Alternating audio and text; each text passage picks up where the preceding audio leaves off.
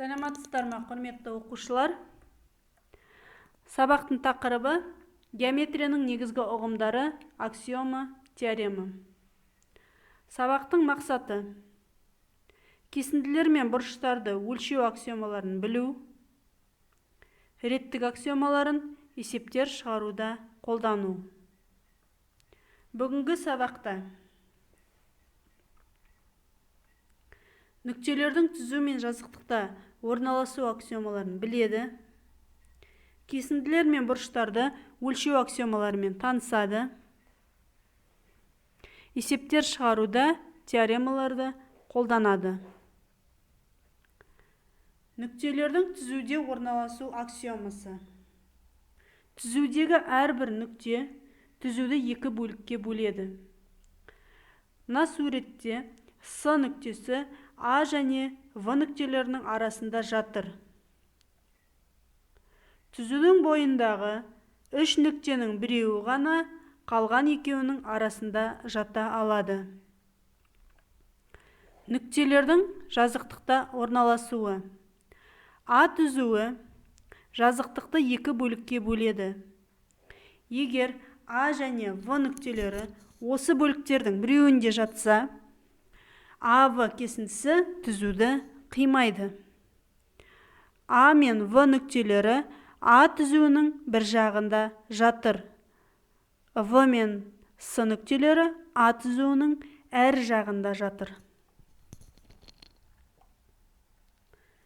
Нүктелердің жазықтықта орналасу аксиомасы. Жазықтықтағы әрбір түзу осы жазықтықты екі бөлікке бөледі. Егер екі нүкте жазықтықтың әр бөлігінде жатса, онда осы нүктелерді қосатын кесінді түзумен қиылысады. Екі нүкте жазықтықтың бір бөлігінде жатса, онда осы нүктелерді қосатын кесінді түзумен қиылыспайды. Тапсырма: дәптерге кесінді сызыңыз. Сызғышты алып өлшеңіз. Кесіндінің ұзындығын өлшеу негізгі ұғым.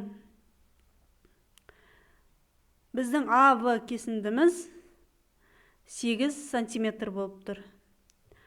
АВ кесіндісінің ұзындығын А және В нүктелерінің ара қашықтығы деп те атайды. Кесіндіні өлшеу аксиомасы. Әрбір кесіндінің нөлден үлкен ұзындығы бар. Кесіндінің ұзындығы оның әрбір нүктесімен бөлінетін бөліктерінің ұзындықтарының қосындысына тең. Мысал: А, В, С нүктелері бір түзудің бойында жатыр. А, В 5,8 см, А, С 2,5 см, В, С 3,3 см болсын. А, В, С нүктелерінің қайсысы қалған екеуінің арасында жатады? Шешуі: А нүктесі В мен С нүктелерінің арасында жататын болса, бірінші аксиома бойынша АВ мен АС-ның қосындысы ВС-ға тең болуы керек. Бізде 5,8 бен 2,5-тің қосындысы 3,3-ге тең емес. Демек, А нүктесі В мен С нүктелерінің арасында жатпайды. Екінші аксиома бойынша С нүктесі А мен В нүктелерінің арасында жатыр. Бұрышты өлшеу. Бұрышты транспортердің көмегімен өлшейді. Өлшем бірлігі градус. Бұрышты өлшеу аксиомасы. Әрбір бұрыштың нөлден үлкен белгілі бір градустық өлшемі бар. Жазыңқы бұрыштың шамасы 180 градусқа тең. Бұрыштың градустық өлшемі осы бұрыштың қабырғаларының арасы арқылы өтетін кез келген сәулемен бөлінетін бөліктерінің градустық өлшемдерінің қосындысына тең. Суретте АС бұрышының градустық өлшемі АВ бұрышы мен ВС бұрышының қосындысына тең. Өз беттеріңізбен орындауға арналған тапсырмалар. Кесіндіге байланысты есеп. С нүктесі түзудегі А және В нүктелерінің арасында жатыр. Егер АС 2 см, СВ 3 см болса, АВ кесіндісінің ұзындығын табыңдар.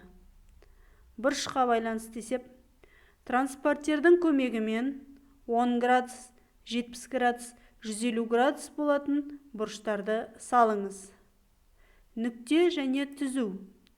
А, В, С нүктелері бір түзуге тиісті. Егер АВ 4 см, АС 7 см, ал ВС 3 см екені белгілі болса, онда АВС нүктелерінің қайсысы қалған екеуінің арасында жатыр. Нүкте және жазықтық бір нүктеде қиылыспайтын, бірақ қос-қостан қиылысатын 3 түзу кескіндеңдер.